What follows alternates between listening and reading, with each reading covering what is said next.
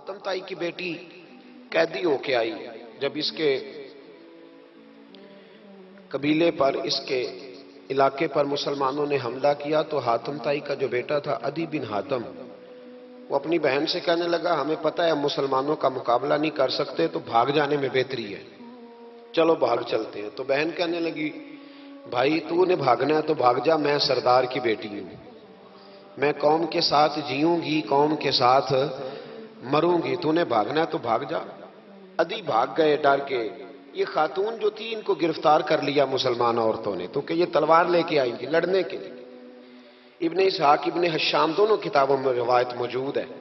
یہ خاتون کہتی ہے کہ میں نے بڑے تگڑے سوال تیار کیے، کیونکہ معاذ اللہ ثم معاذ اللہ میرا خیال تھا وہ نبی نہیں، وہ بادشاہ ہیں، وہ ایک اسٹیٹ کے سربراہ ہیں، وہ حکمران ہیں، میں معاذ اللہ نبی نہیں۔ میں نے بڑے تگڑے سوال تیار کیے اور میں اپنے آپ سے کہہ رہی تھی میں ایسی ایسی باتیں کروں گی مسلمانوں کے نبی سے کہ انہیں جواب نہیں آئے گا، معاذ اللہ ثم معاذ، نقل کفر کفر نہ باشد۔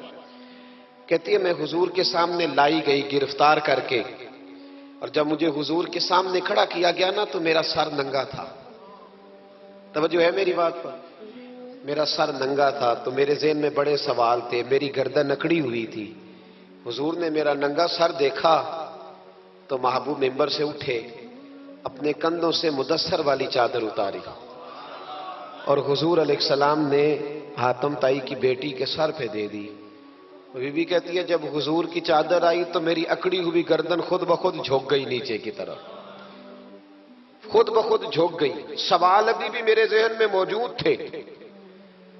اتنے میں ایک صحابی حضور کی بارگاہ میں آئے اور عرض کرنے لگے یا رسول اللہ صلی اللہ علیہ وسلم یہ کافر کی بیٹی ہے، مشرک نجس ہوتا ہے، تو میں اپنی چادر نہ دے دوں، آپ اپنی لے لے، کافر کی بیٹی ہے۔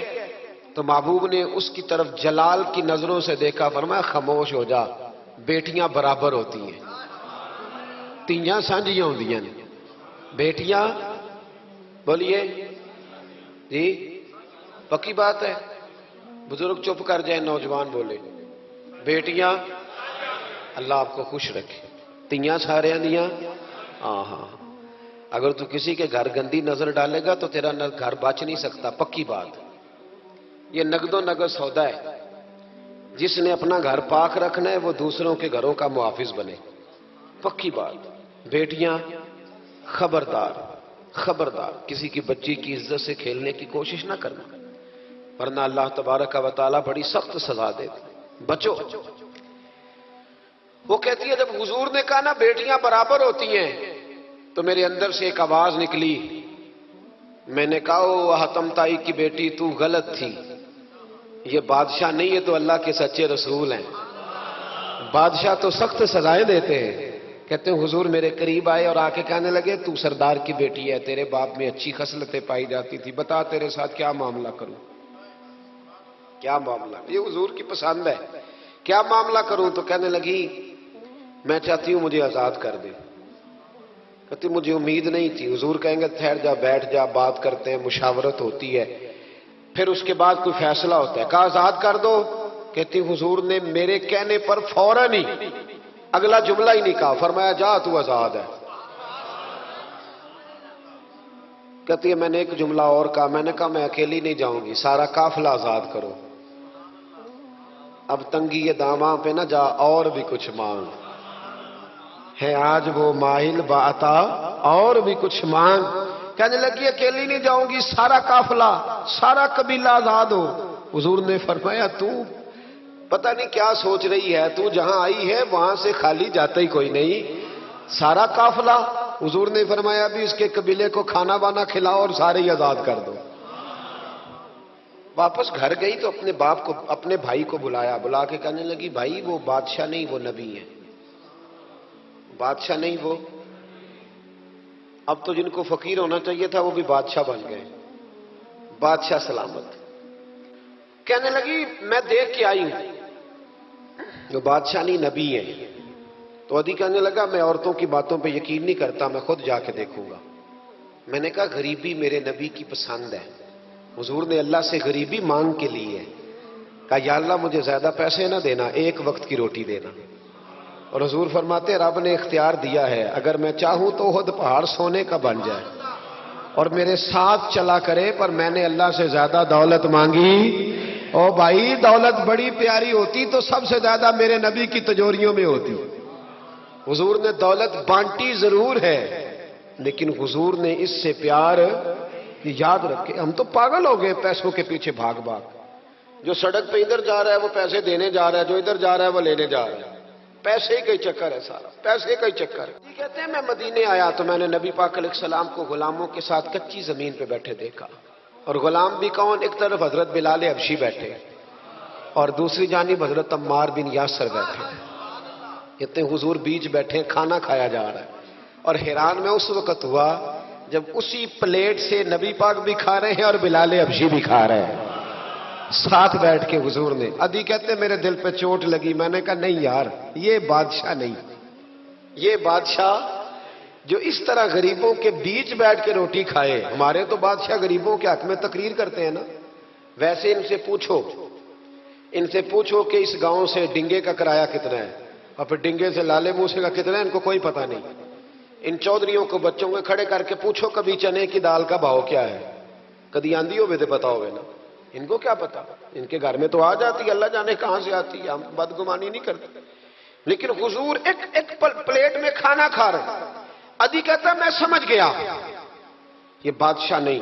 پھر میرے دل میں شیطان نے وسوسہ ڈالا، میں نے کہا مسجد کچیا ہو سکتا ہے، مکان بڑا پکا ہو، بنگلہ بڑا عالی شان ہو۔ حضور کی عادت مبارکہ تھی جب کوئی مہمان آتا تھا تو یا مسجد میں اصحاب صفہ کے ساتھ رکھتے تھے یا کسی صحابی کو دے دیتے تھے، وہ اپنے گھر لے جاتے تھے۔ ادھی کہتے ہیں میں نے جب سلام کلام کیا نا، دل میں خیال تھا کہ گھر بڑا عالی شان ہوگا، تو محبوب فرمانے لگے میرے دل میں خیال ہے۔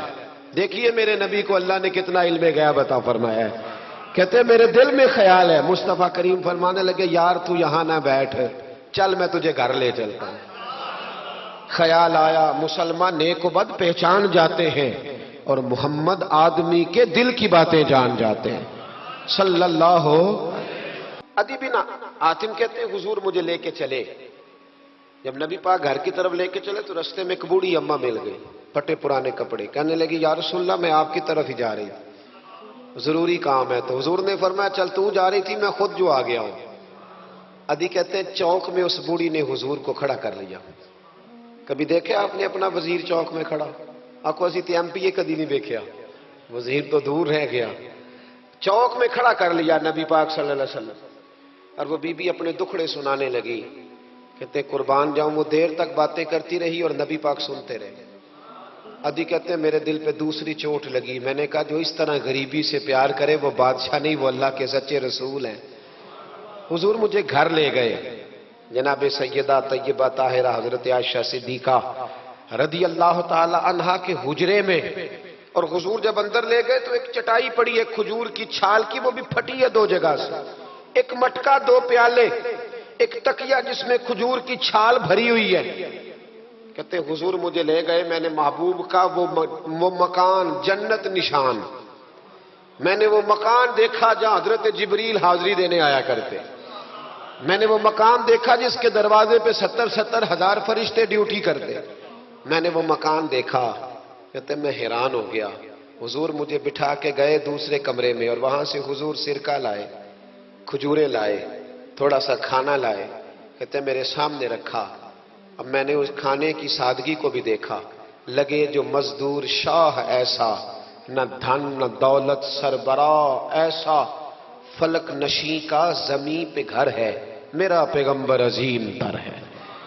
کہتے حضور صلی اللہ علیہ وسلم نے کھانا دیا تو حضور کی وہ سادگی، ادھر دیکھیں اس بندے میں سادگی نہیں نہ ہوتی، اس میں اپنائیت نہیں ہوتی۔